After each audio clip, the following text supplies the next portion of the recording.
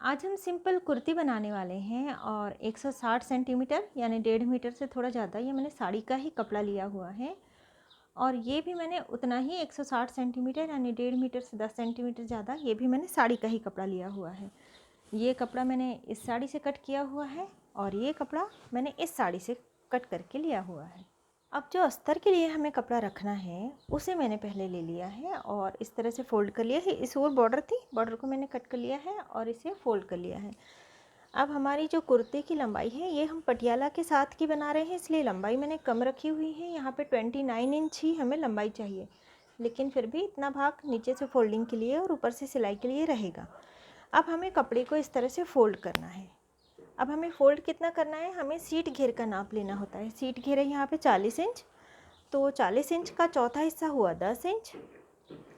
10 inch 1 inch हम losing के लिए रखेंगे और 1.5 इंच पट्टी फोल्ड करने के लिए रखेंगे।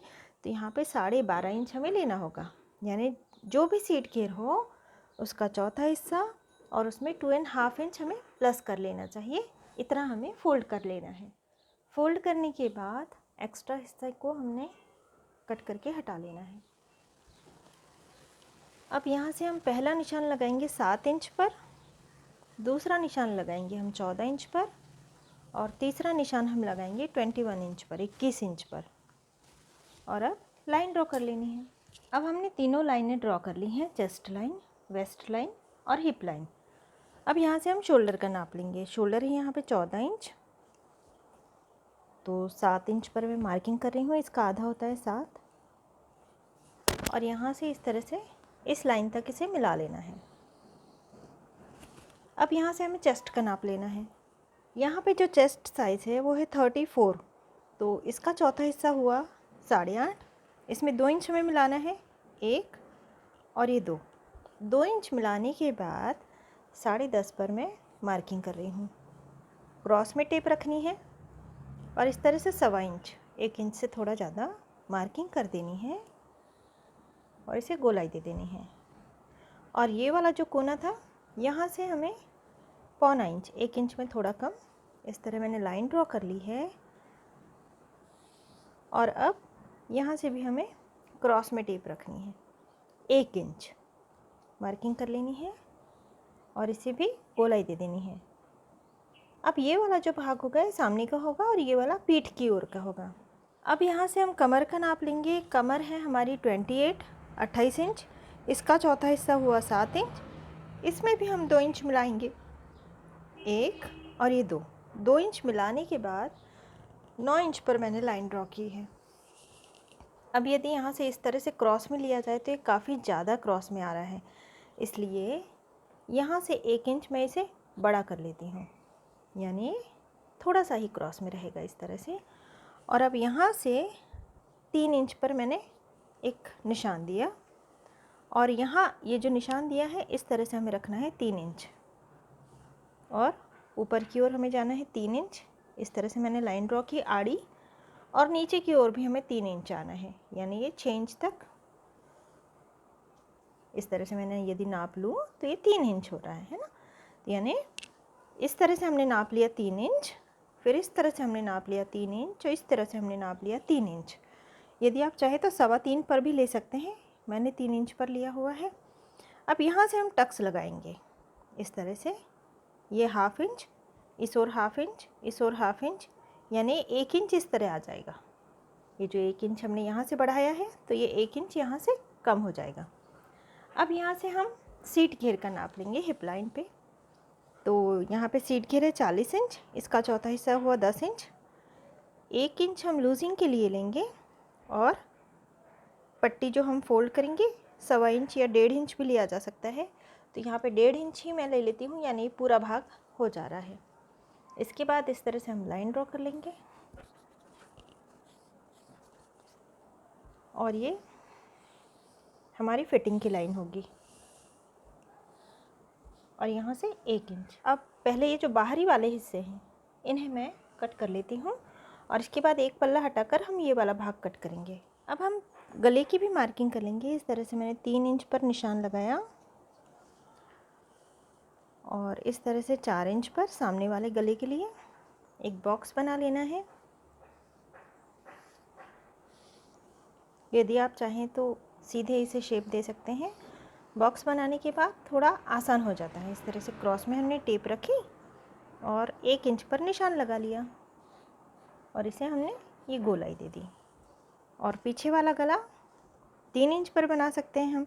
यदि स्टैंड पट्टी बना रहे हैं तो फिर ये वाला सीधा लेना पड़ेगा हमें, और पीछे का गला आधा इंची इस तरह से। तो यहाँ पे मैं 3 इंच पर मार्किंग कर रही हूँ और इसे भी इस तरह से मैं शेप दे देती हूँ। पीछे वाला गला और पीछे वाली बगल कट करने के बाद अब अंदर का पल्ला हमें हटा लेना है। ये पीठ की ओर का हो गया।